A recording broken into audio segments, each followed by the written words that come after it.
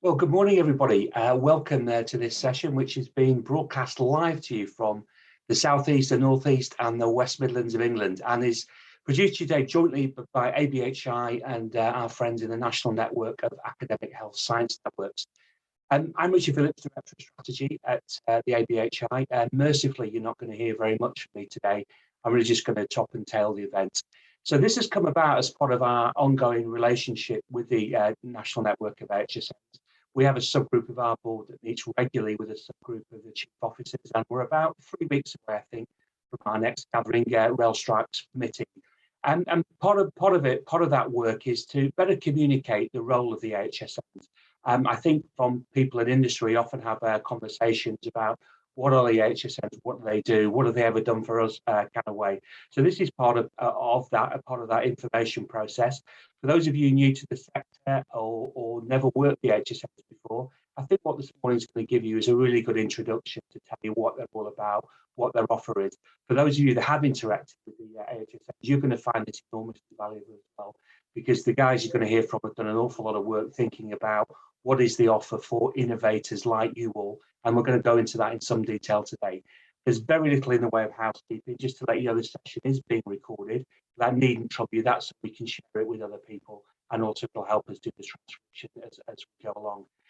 We'd like this to be interactive as much as we can be, given a large number of people, and thanks again for all your interest. We've got in excess of 150 people signed up. But do please put comments and questions in the Q&A box. The Q&A box is the only box enabled. I'll follow those as the sessions go along, and then we'll come back together in half an hour or so's time, and we'll get talking to our panelists about some of those questions. But do keep populating the Q&A. So we've got 3 guests with us today. We're going to hear from Rob Chesters, who is the programme lead at the West Midlands Academic Health Science Network. From Nicola Hutchinson. Nick is the Chief Executive at the North East North Cumbria AHSN. And first of all, Gary Ford, Professor Gary Ford, who is Chief Exec of the Oxford AHSN, but significantly for today is the Chair of the National Network of AHSNs. So Gary, I'll turn it over to you. Thank you very much, Richard, and thanks both for organising this meeting, which we greatly appreciate, and inviting me to join you. And I'm going to just do a very brief introduction to the AHSN network, prior to Rob and Nick talking about the more substantive issues this webinar is going to focus on. So we were set up in 2013, initially as 15 somewhat independent networks. Our mission has remained the same since then, to achieve more rapid uptake of innovation of value to deliver better care and to support economic growth. But the way we have worked has changed substantially. So we now work much more in partnership as a national network. We're not competing between each other, except in a healthy way, and to learn from each other. We seek to have national impact, and achieving local impact without national impact, we're really not realizing the value of what we can offer. There has never been a more pressing need to change the way, as a health service and health and social care system, we work. And that was laid out back in 2013 by David Nicholson. We can't carry on working the way we are, in his introduction to innovation, health and wealth. But the pandemic has absolutely illustrated we need to take the opportunity to use innovation to really make our services more patient responsive, utilize innovation and improve outcomes, and not be wedded to old ways of working. You can have the next slide, please. So these are some of the impacts we have had in the last year. When we look at our national programs and initiatives, I'm not going to list those. We tend to focus in areas, for obvious reason, of high potential population health gain. So we have always had some work in cardiovascular disease prevention, and the innovation in diagnostics, in service pathways, in new drugs and new devices has been key in that. And we're increasingly working in other areas laid out in Core 20+5, such as respiratory, mental health, diagnosis of cancer, for example. We are curating a pipeline of innovations that we are working on both at a local and national level, and this is key. To capitalize the value of innovation, we have to develop clinical pathways around that to understand how to offer best value, and today's local is tomorrow's national. We already support a large number of companies, and each year we obtain information from companies on how the support from AHSNs has leveraged investment or retained jobs, and that is the company's assessment, it's not ours. So on any return on investment analysis, I think we are high value, but we believe we can do a lot more. We believe we can develop our national offer to be more consistent, to be clear, and to offer greater value. So I'm now going to pass over to Rob and Nick. Thanks, Gary. So good morning, everybody. Thank you for inviting Rob and I to talk about the offer that is available to innovators by the AHSN Network. So Rob and I are going to do a little bit of a double act, where I'll set the scene and then Rob will go through some more of the detail of what we've been doing in terms of the offer to innovators over the last 6 months. So in terms of an introduction, building upon what Gary has already said, supporting companies to access the NHS with new products and services has been part of our manifesto, our inception back in 2013. For some of you that have followed our journey since that time, you may recall that we were very much branded as the front door to the NHS. And it's fair to say that in the early days, while some AHSNs excelled in terms of their offer to industry, for some it was quite new activity. Typically it varied region on region, and I guess a reflection is it probably depended upon the regional infrastructure that existed at the time and what was potentially pulled into the AHSN. I speak from experience, and I'm absolutely completely unashamed to say that in the northeast of North Cumbria, we migrated our entire NHS intellectual property hub that had a really, really strong business support function, and we migrated it completely into the AHSN. As a result, we had a really, really strong platform in which to leapfrog. At the time, some of the AHSNs weren't so fortunate, but that said, moving on to 2015, it was very, very clear that all AHSNs were offering extensive services to companies, mainly those companies that were based in their geographical location. And in an attempt to look cohesive, at that time, we launched a model called the Innovation Pathway that became an exemplar across all 15 of us. The Innovation Pathway was a means of describing the offer at that time to innovators, and it was a schematic way of mapping the typical life cycle that an innovation had to go through to ultimately support its adoption.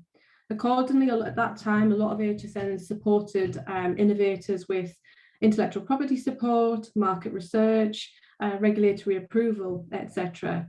And a few years after that, we launched, as an AHSN network, we launched our initiative called the Innovation Exchange. And this is a brand that still exists within the network.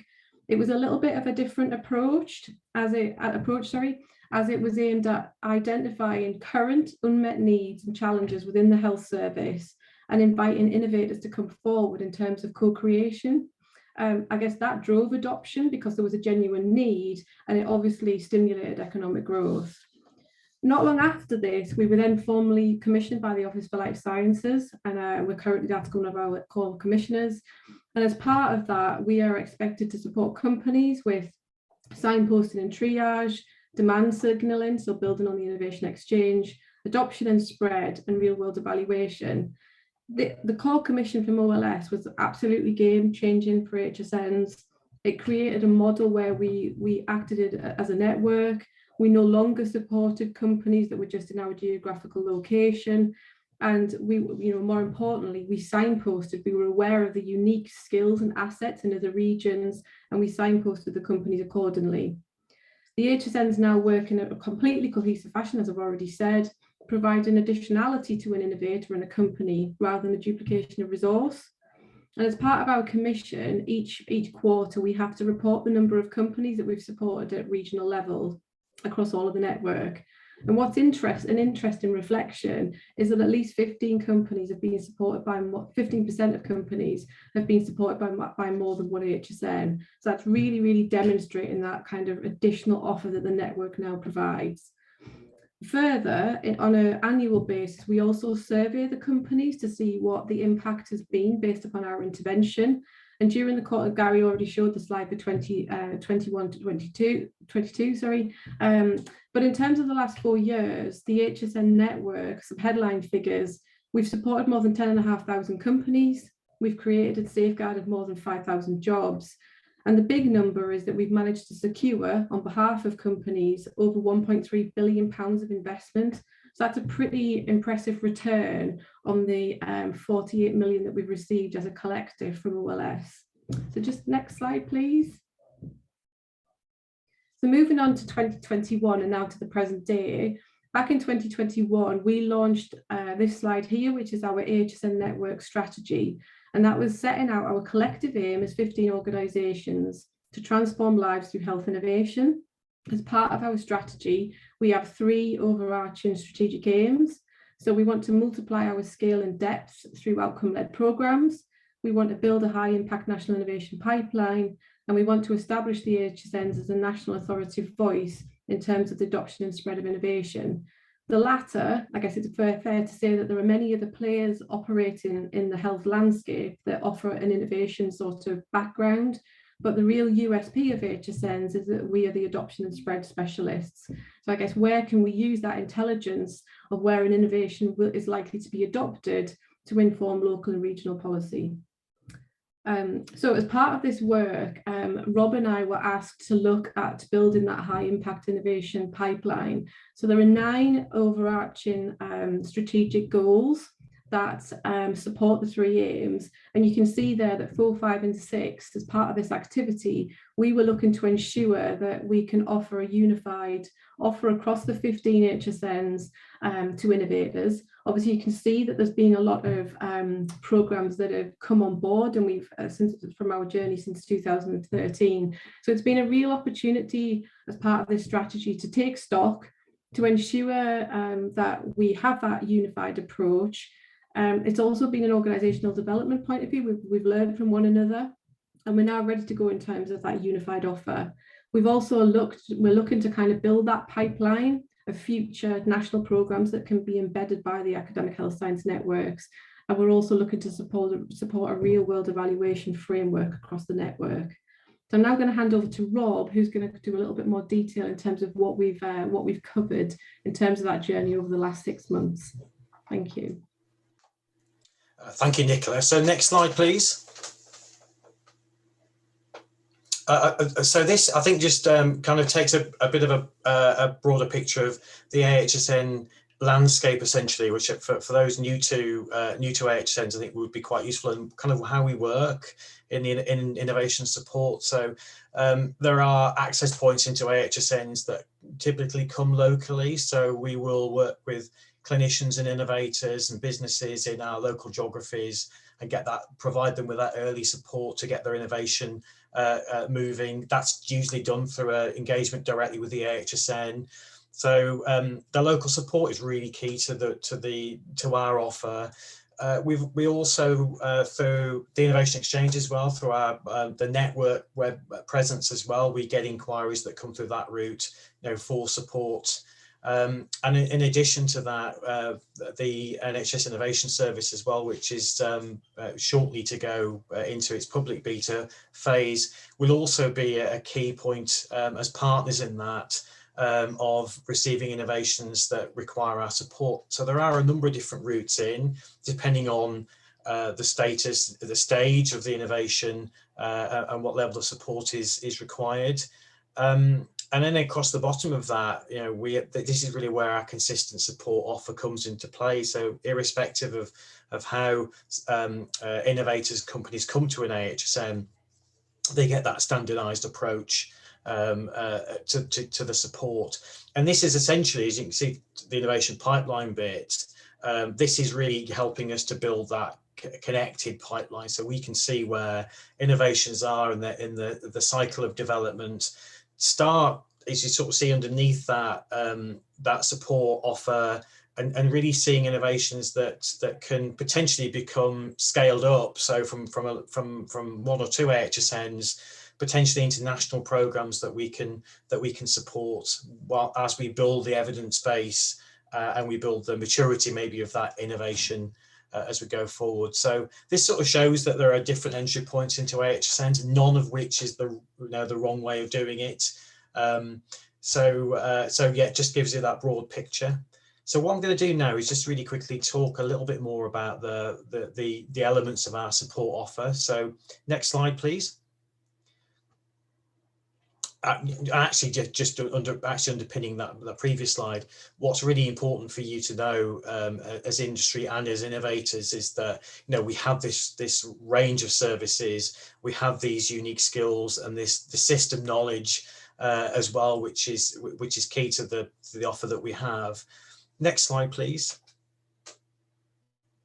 And underneath all of that, this sort of word cloud shows some of the skills and knowledge that we have across all of our teams. So we have people from all walks of life in healthcare, with some with operational knowledge and management, some with very specific skills and management in evaluation, IP, digital, just to go again to show that there is this knowledge capital that sits underneath the support that we provide.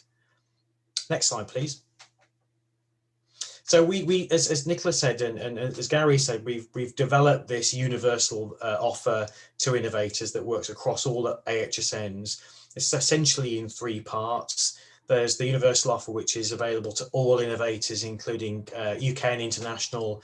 This is the sort of basic fundamental support that we provide to anybody that comes through the door, and it's very much part of our commission. The enhanced offer is something that's offered to selected innovators where the solution meets a local priority or need or a met need, which I'll talk about a little bit more in a minute. The distinctive offer really is where it goes above and beyond that. So there is real resource requirement to deliver something very specific, perhaps getting something into market. But next slide, please. This slide shows a sort of very much of an overview of actually the support that we provide. So as I said previously, the universal offer is that bedrock to the support we provide to all innovators. And that service is really around, reviewing, responding, triaging that innovation to the right part of the team. And I think what you've got to remember is that AHSNs will receive innovations from any aspect of health and care. So we're not just focused on medtech or digital or pharma. It could be any element of health and care innovation that we work with. So that really early step is really key to making sure that they get the right support initially within the AHSN. And much of what we do, perhaps with newer innovators, newer companies, is really helping understand the health and care landscape and some of those challenges that are there potentially to be overcome. So just if you quickly jump onto the next slide, please, then we'll need to jump back to this one. So as I sort of said, this is our universal offer, and it's probably more processy driven than a lot of the other work that we do. But like I said, that initial triage piece is really key so that we understand the innovation and what its early needs and requirements are.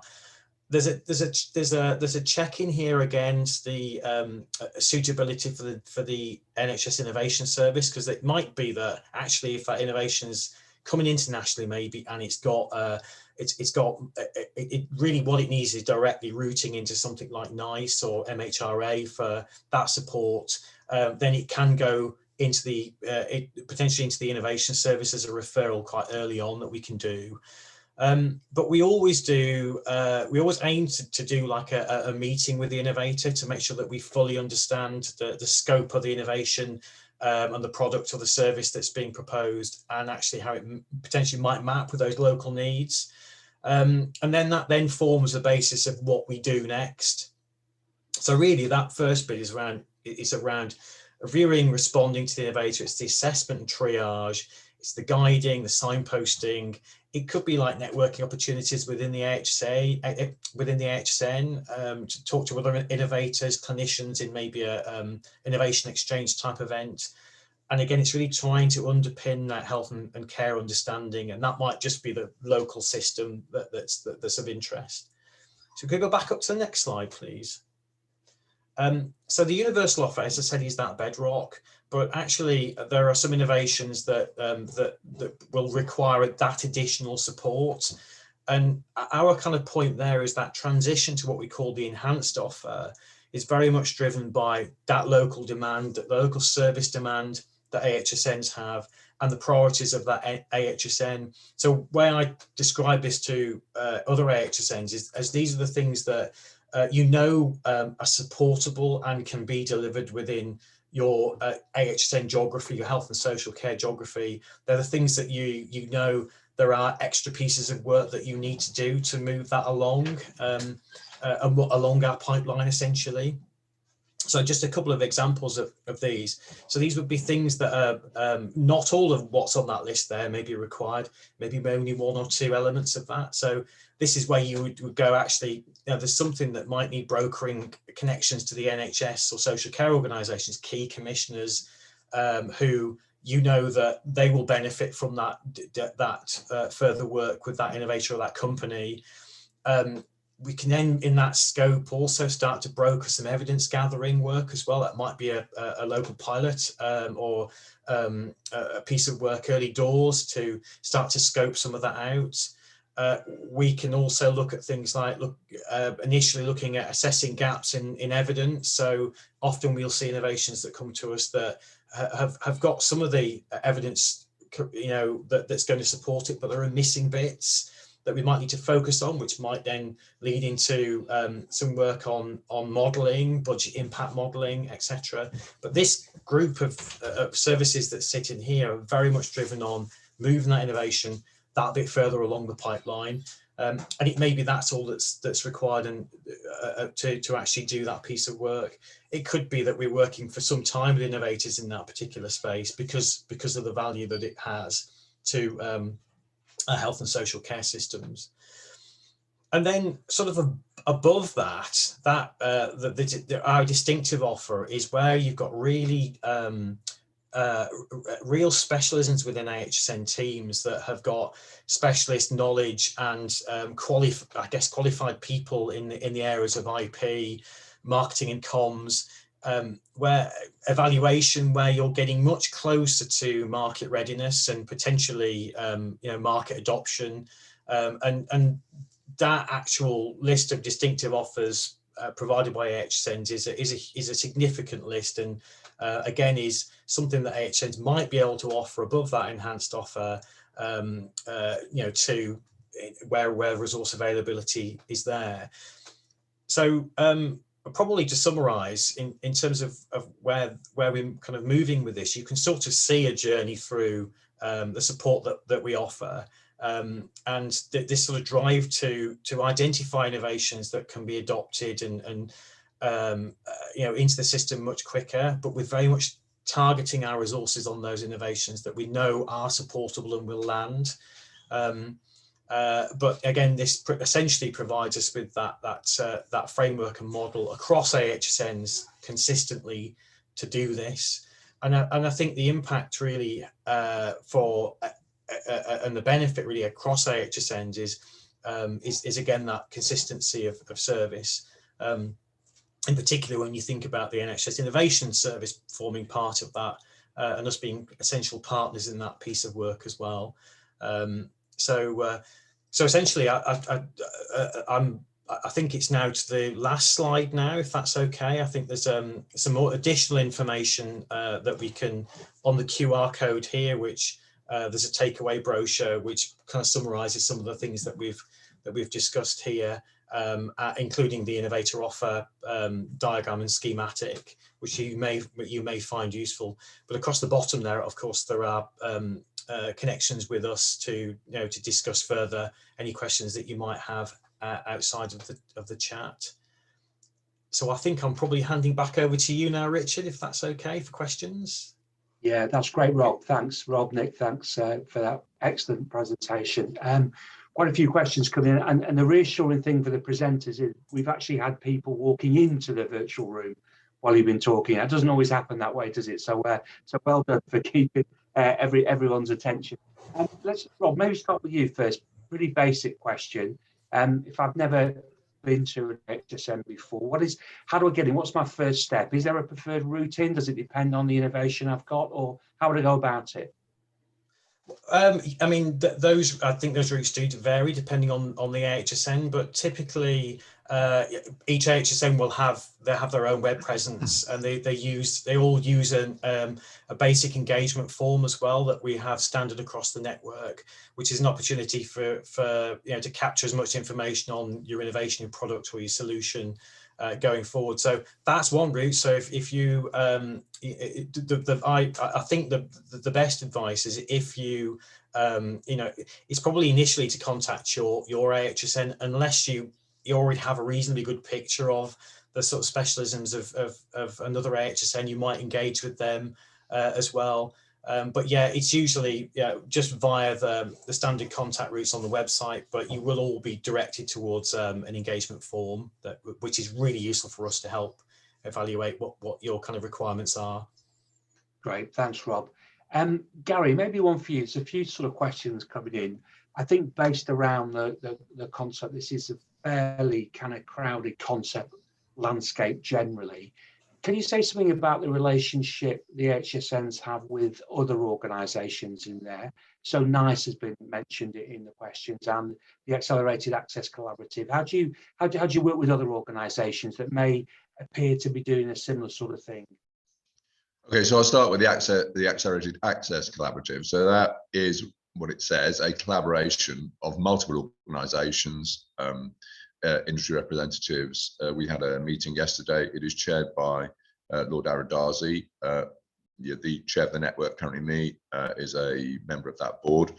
It includes NICE, MHRA. So that is a collaboration of multiple partners. It's supported by NHS England.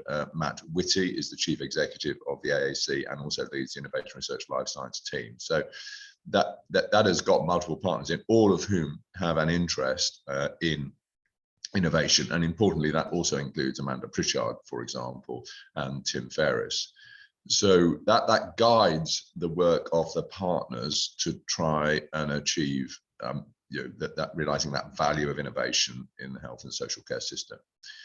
So that is distinct from what we are, and the easiest way to view the academic health science networks is that we're the delivery mechanism with boots on the ground in a regionally connected way with the system. But there are many things we don't do. We don't do regulation.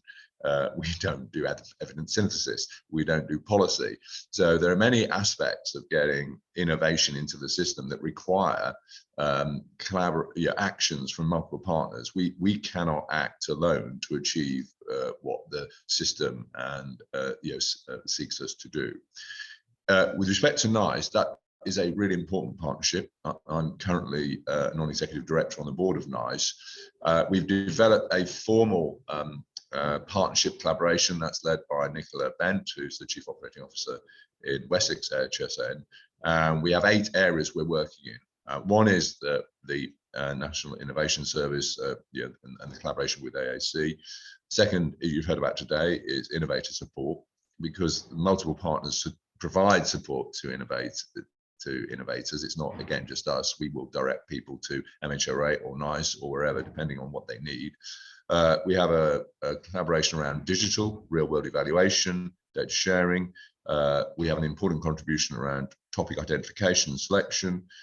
We have joint work around adoption and spread solutions. We have some discussions around international linkages, and then finally patient safety and sustainability. So that's quite an extensive area we're exploring of where we work together, and I think it's really important for us. From my perspective, the most important thing we need to work with NICE is we need to use their decision making, their guidelines, their evidence synthesis to inform what we support and implement. in the early days, we didn't have that tightly linked in, and certainly as a clinical academic, it concerned me that sometimes we were having products we were supporting which didn't have a good enough evidence base, and NICE as ever is critical in that role. Great, thanks, Gary. Very comprehensive. Just one thing that's actually come in on there, Rob. It's sort of not really a question, but it's probably an addition to my opening question was this idea about having a map showing each of the HSNs and their priority areas as part of the communication. If that doesn't exist, I'm not sure it does. It's something we can probably go away and work on, and it's something for our discussion in a few weeks' time. But yeah. Yeah, just to answer that changes. Obviously we're now moving into the world of ICSs and ICBs. We're moving out of COVID, and there's all that kind of reset agenda. So I think it's probably is something for the conversation later on. And I think that's probably why it's really important that you engage with the AHSNs of interest to get that local intel. When we've got 6 ICSs, for example, that we support across the West Midlands region, and their geographies are different, their health population needs are very different. It's so, yeah, I think something we can talk about, Richard. Yeah. Great, thanks. And I said, Nick, you want to come in? I was going to ask you actually anyway. Rob's brought it up anyway. The relationship the HSNs are going to have with their integrated care systems on their patches. And tomorrow, I'm just writing my blog for tomorrow actually, and momentous day, probably the most momentous day in the history of the NHS since the 5th of July 1948, when the ICS has become a thing. Do you want to talk about it? It's going to look different, obviously, isn't it? I think you've got one on your patch. You've got the biggest one up there, haven't you? 3.1 million people. Rob, you've got half a dozen on your patch. Nick, do you want to give some thoughts on what that relationship might look like? Yeah, so just quickly on the point of kind of mapping, I'm old school, so I think in terms of yellow pages. So something that we are doing in the Northeast in North Cumbria is creating kind of an interactive yellow page sort of website that we hope, I don't think this is quite a word, but we hope will help to demystify the landscape. That is something that if successful, we could certainly help to roll out across the AHSN network in terms of being able to showcase and signpost to AHSNs with particular strengths. So that was just on the comment on that note. In terms of ICS, yes, as part of our NHS England Commission, there is an expectation that we will have strong relationships with our ICS. As in the Northeast, North Cumbria, we have one. That's probably both a good thing and potentially difficult as well. So yeah, it's part of our quality assurance. Some of us will have ICSs on our boards. We do, and I guess from a personal point of view, I see ICSs and HSNs being completely interlinked and cohesive partners in their regional ecosystem. And we know that going forward, some of our new national programmes will focus heavily upon areas of real population need, like health inequalities, and it's absolutely crucial for those that ICSs are kind of completely bought in. Yeah, that's great. It's a good. I mean, it intuitively makes sense, doesn't it? I mean, ICSs are about place and neighbourhoods and all that, which is exactly what the AHSNs are all about. And I think you're going to have the best one, Nick, up there actually when you get going as a system, because you've got you're the only one that's actually got a sensible population space. Okay, let's on relationships. Let's I don't know, Nick or Rob, if you want to take this one. What is the relationship, if any, between the AHSNs and the procurement process for products that make that kind of national, have a national imperative behind them? Who wants to go on that? Well, Rob jumped in. You spoke first, Gary. Well, first of all, our national programs, we prefer to run programs where there are multiple solutions across a pathway, and we're not focusing on one product. If in terms of what is available, we would seek to be generally, if I take, for example, AF diagnostics, okay, there are multiple diagnostics, I won't go through them, but we would tend to be product agnostic as a network, but provide the information about different solutions which were available on the NHS supply chain. If we are after negotiation and discussion with our commissioners, there is an agreed national rollout plan for a particular technology, rapid uptake product, or recent rollout of blood pressure monitors. It is NHS England who oversee that procurement process, and I think because we are supporting it, but unless Nick or Rob want to correct me, we wouldn't tend to get ourselves into the position of deciding, for obvious reasons, what should be the particular product adopted. However, we often contribute to such processes. So, for example, there's a recent process looking at which of the stroke brain imaging AI solutions should be recommended and available to the system, and I contributed that along, both from an AHSN perspective and as a stroke expert myself.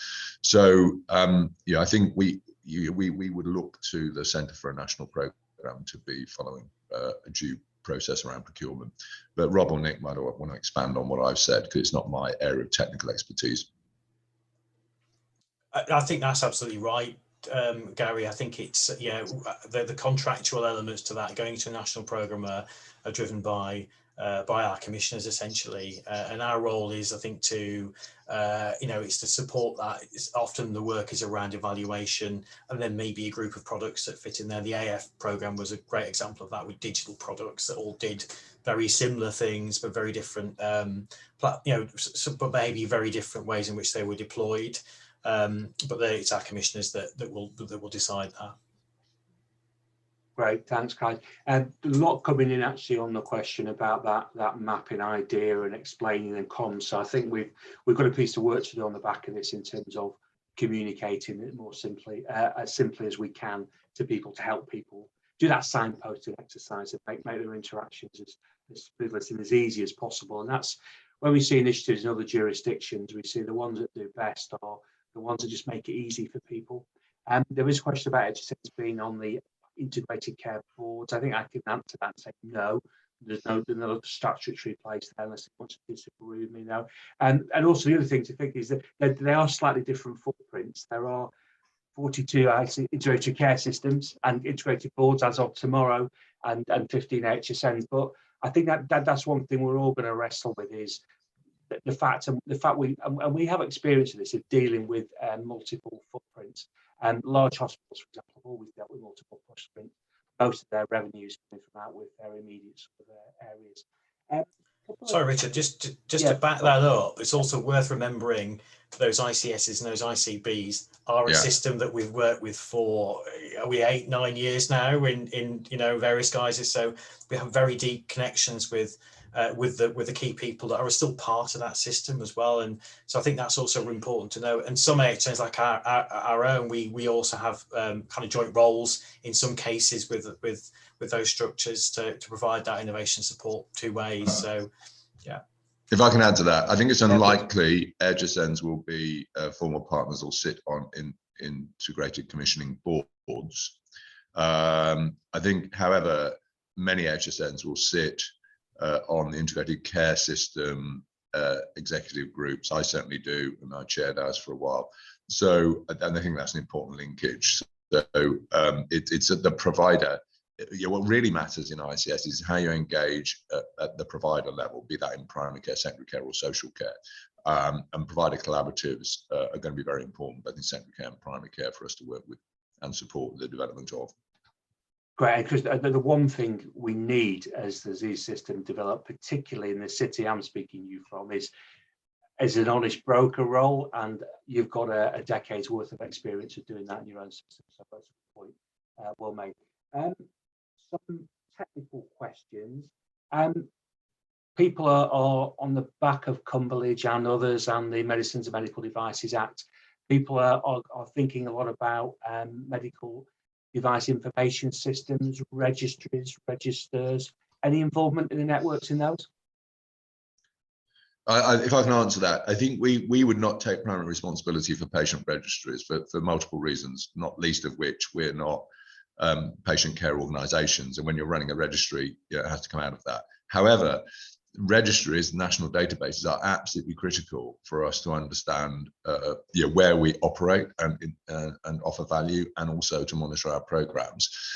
So I think what we are likely to have an increasing role in, I think, over time, is inputting into the data collected in a registry, for example, and ensuring what is collected is relevant to what the NHS needs to understand about the value of that innovation, which is, I'm sorry, there's a more complicated answer to the question, but I don't see ourselves taking a primary role in that. I think we need to look at who will lead that. Is that, at the moment, is it linked to the national databases? Will it be ICSs who do it locally? But I think it will have to reside with an NHS body generally in terms of that responsibility, would be my view. And of course, the trusted research environments, the integrated healthcare records are also the structures where one will be looking to collect data for real world registries. Great, thanks, Gary. And that was actually one of the questions that came up, Rob, when you mentioned it. I don't know if Gary, Rob wants, or if you want to this about the. Can you elaborate a little bit more on what the program of gathering real world evidence might actually look like?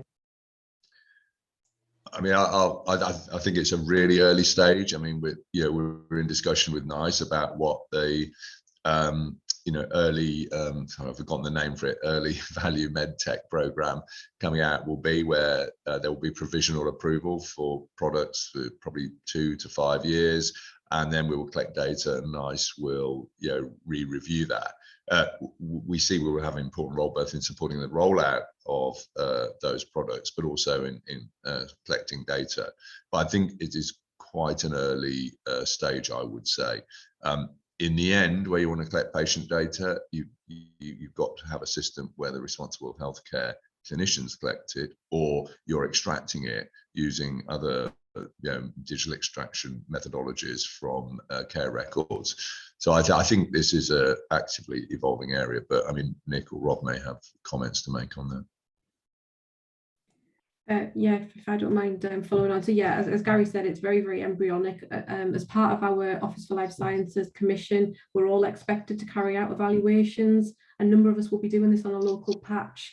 But building on from what Gary said, how can we create kind of that AHSN framework that helps accelerate some of that? If we've carried out an evaluation in a local area, how can we then fast track that into and I guess support additional uptake? So it is early days, but it's definitely on our to-do list. I think plus it means different things for with different types of innovation that we're working with.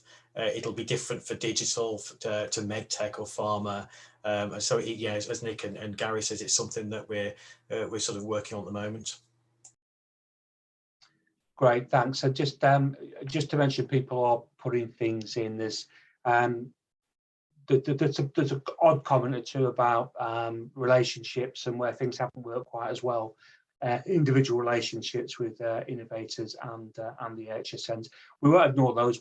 That'll be something for discussion as part of our ongoing relationship. Is that? Yeah, what I would say on that point, Richard, is yeah, sure. we cannot provide every innovator with everything they would want. It has to align to areas of importance of our partners and the specific expertise of the AHSN. So there has to be a little bit of realism here about the level of support we can provide. And in some areas, we will simply be saying to an innovator after that basic level conversation, this is not a priority. You might be right or wrong, but it isn't a priority with our partners. It doesn't map to the key areas, and we can't help you. That is the only way we can provide timely advice to those innovators and products which are going to offer most value. That may seem a bit hardline, but otherwise we would have to have a very significant expansion in our staff and capability. Yeah, I think that's a fair point, Gary. I mean, I think one of the challenges I say we are aware at AHSN had from the outset is that there was a huge amount of expectation placed on them.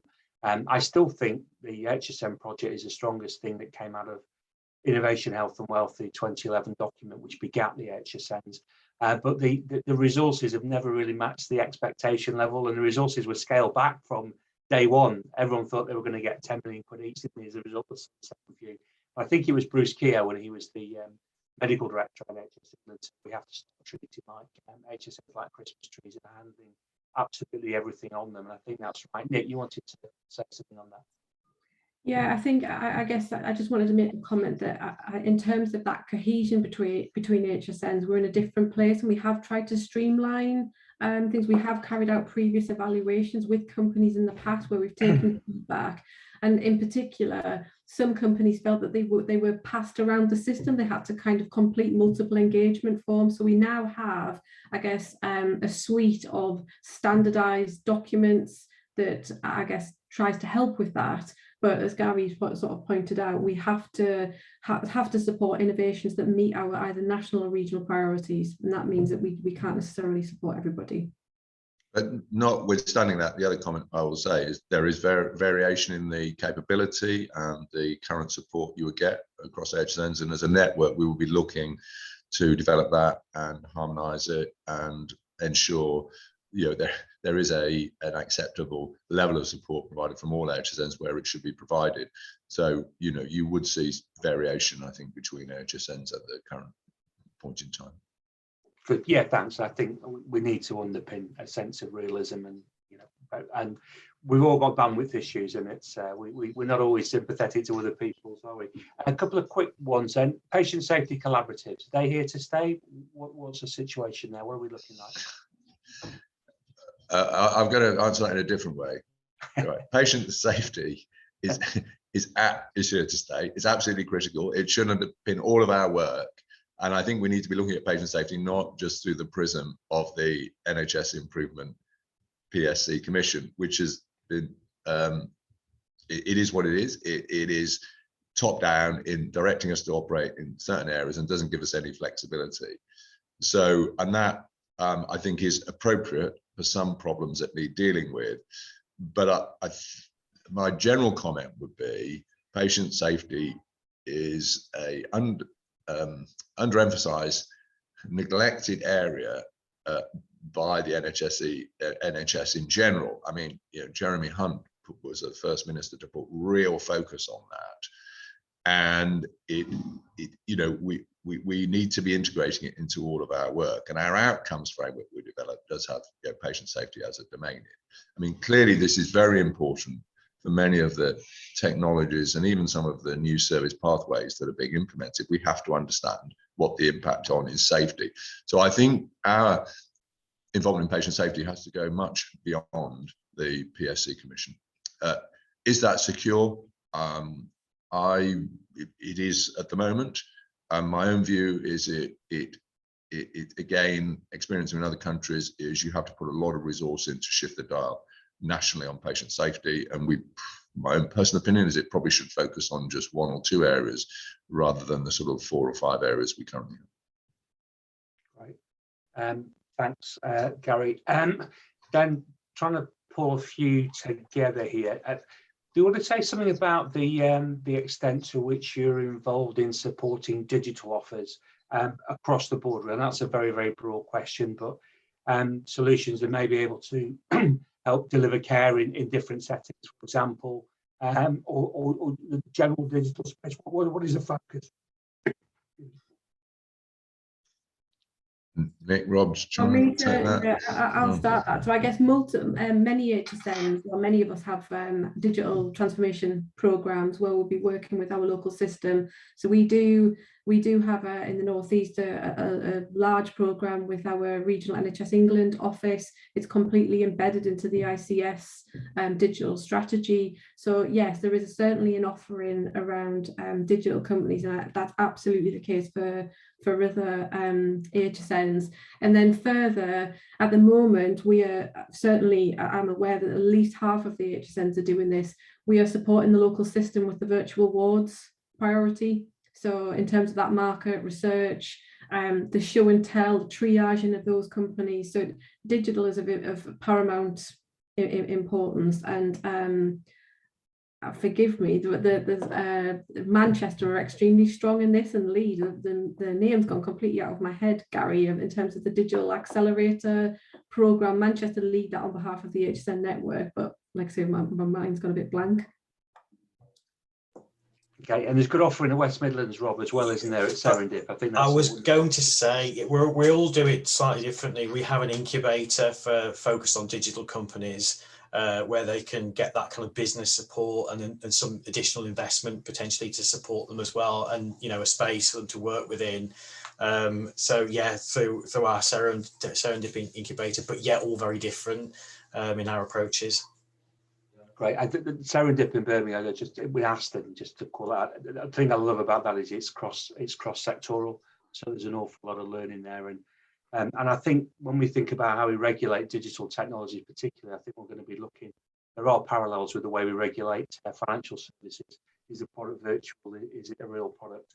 There's a question about digital transformation not being a long-term refresh. That seems to be the case, but I would say there was a NHS digital strategy published yesterday by the Secretary of State, and you'll be reading about that in some of our in our communications moving forward.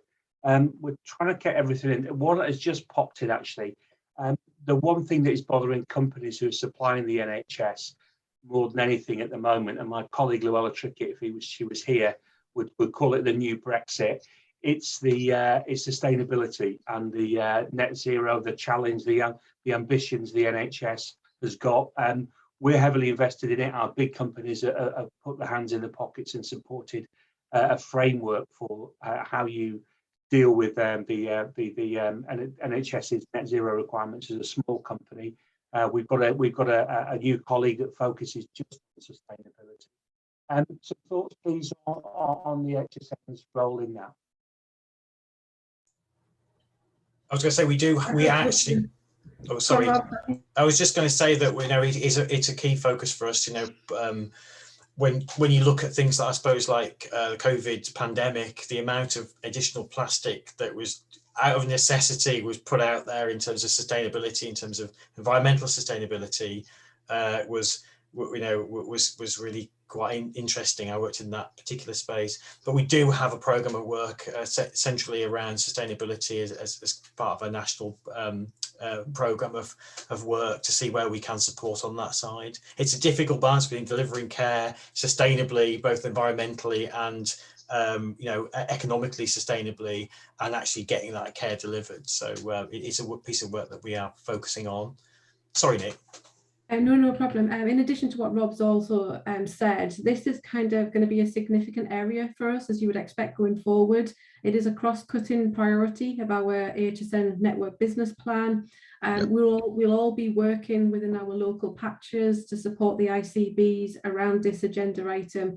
We have a national network community of practice around sustainability, and I guess going forward, we're likely to see a number of unmet need challenges around different areas of, be it sort of waste, procurement, etc., that we will deliver as a network rather than local AHSNs. So yes, absolutely a big ticket agenda item for us going forward.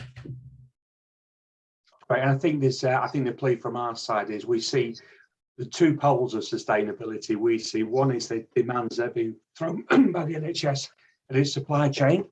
Understandably, that's how people address it. There's another pole that we don't hear as much of, is the way you can use technology to deliver healthcare more sustainably. So that's one for me. There's something there about health inequalities. Yes, it's massive. Gary mentioned Core 20+5. It's language that well, new to me certainly recently. It's about looking at how do we address that? How do we take better care of the most disadvantaged people in our society? Writ large, wasn't it, through COVID? And that is a piece of the ongoing piece of work we're doing. And one of the areas we'll be discussing when we next sit down together is a project about how we look at what is the role of industry in helping address health inequalities. And I know the Southwest AHSN, my old stomping ground, is very keen on taking lead of that. And actually, John has addressed AHSN as an ABHI more broadly as well as supply groups. Gary, did you want to say a bit more? Yeah, just to add, I mean, we are developing with our commissioners a Innovation for Health Inequalities program in HIP, where we will be looking at understanding what are the priority health inequality areas in our ICSs want to focus on, and then what are the innovations of both products and service redesign that can help address those. So, and I think it's likely most of that activity will be in the core 20+5 areas, which you can easily find, because that is what ICSs are focused on in terms of thinking about the framework they're operating to. Great, and we're getting to time. We'll start winding things up and rounding it up in a minute. Thanks whoever put the last there. Well, there's a comment just popped in saying a great discussion. Can we do this on a regular basis? The answer is absolutely yes. We need to. We probably haven't done it well enough between us. We haven't, as an association, I don't think, explained to you on the audience why we're so positive, been such supportive of the AHSN network, and why it's invested so much time in it. I wanted to finish with a quick round the room, and maybe finish with Gary. And Gary, you may want to make some closing remarks as we get to the top of the hour. But one of the first questions that came in was really interesting one, actually. It was about, what do you see in your experiences are still the remaining barriers, or the biggest, the most significant barriers to the uptake of adoption, and not just uptake, but spread at pace and scale, which is where we started this conversation. This is where the AHSN started. Maybe take Rob, Nick, and then Gary. And Gary, you can sign us off if that's okay. Thanks. Thanks, Richard. I think it's time. You know, it takes time to embed new innovations and new solutions in the NHS. You know, it's those relationships that we build, and what we can do to try and contract that time is really our focus as an AHSN. But I always say it is time, irrespective of the benefits sometimes a new innovation can provide. It's still boots on the ground to be able to do that. Yeah, I guess following on from that, being blunt, it's hard. It's really hard. There's significant pressures on the system as well at the moment, coming out of the pandemic. We still have an element of the not invented here syndrome. Why would we change practice? And, you know, overcoming those barriers. I guess that's where evaluation is key, and the data to help make that decision. And yeah, I guess time pressure, as I've already said, on NHS employees that are tired.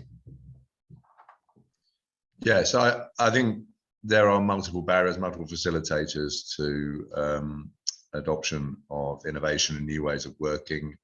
All health systems find this a great challenge.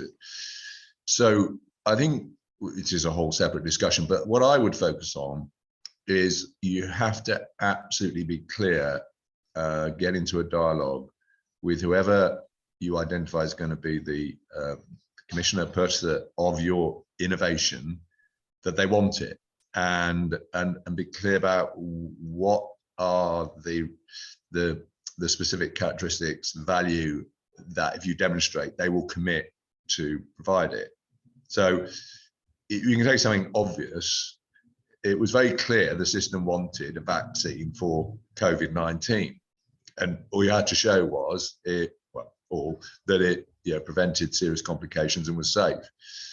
And that got very rapidly adopted, as we know, right? It's not without its challenges, nevertheless.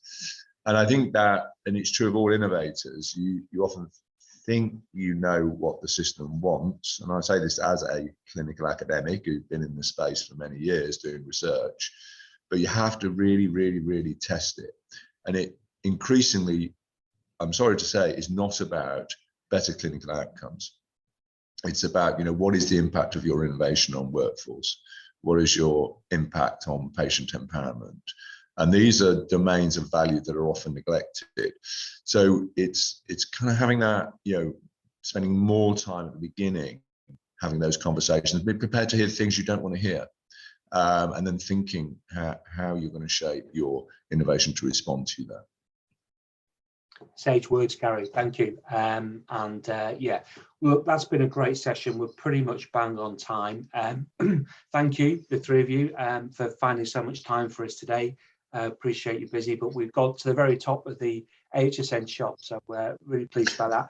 Thank you for all our participants online. We've held numbers pretty solidly throughout. Thank you for all the comments and the Q&A. Some great suggestions in there about open days and bringing suppliers in to brainstorm with you and try and answer that question exactly, Gary. What is needed in a particular place, a particular HSN, a particular region. We will do this again, we promise. We haven't done it more often. I think this feels to me like it's we ought to do a couple of times a year to update, particularly with things moving as quickly as they are, and with a new offer that you've wonderfully articulated for us this morning. So with that, thank you again, thank you all, and you will see the slides, you will see a recording of the session today as part of the follow-up, and we look forward to seeing you all again and doing it next time. I wish you a good rest of the day. Thank you. Goodbye. Thank you, Richard. Thanks, everyone. Thank you. Cheers. Thank you.